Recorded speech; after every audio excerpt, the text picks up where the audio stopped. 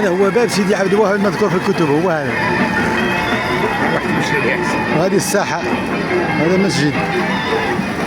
سبحان الله البنايات، نفس البنايات القديمة ديال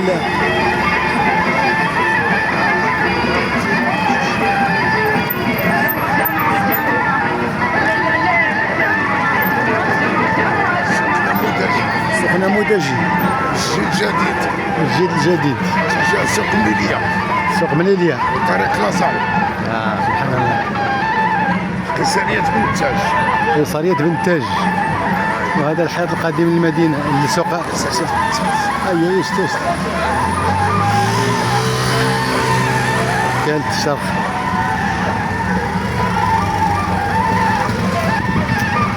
شارع الشرق. هذا ماكلة من الحمص مطحون. الماكلة الأصلية تاع وجدة، نصور هذه. الماكلة الأصلية تاع وجدة. هذه اللي ياكلوها هي أصلها تركي. ياك. لكن بزاف هنا في وجدة يعني خداو العادة ياكلوها. صحية. مزيان. أيوة. هذا شنو هو؟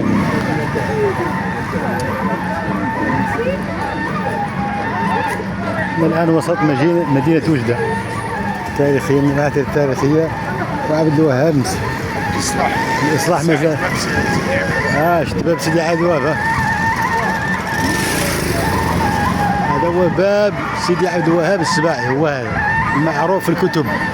باب سيدي عبد الوهاب السباعي في المتوفى 765 حسب المكتوب على ضريحه.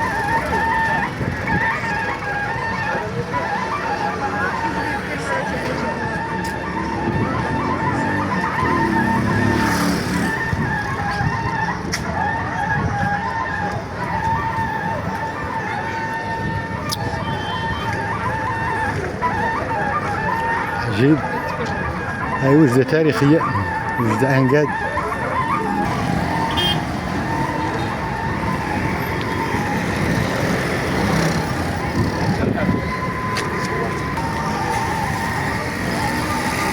هذا المسجد الجديد في قلب عاصمة الشرق وجدة. وهذاك هو ضريح باب سيدي عبد الوهاب السباعي. الصورة ديال سيدنا معروف عندنا في ياك. واو. سوق مليلية. الصورة. سوق مليلية كانت نحرق هذا ونعل بينا مرة ثانية جديدة قلب المدينة. سوق مليلية.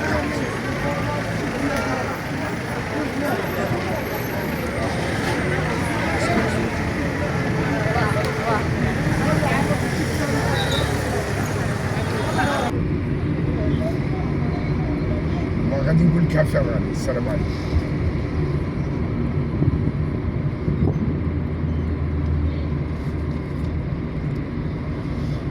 الفتح فين كاين داك التيران؟ غندير واحد الحفلة ديال الأمن تما.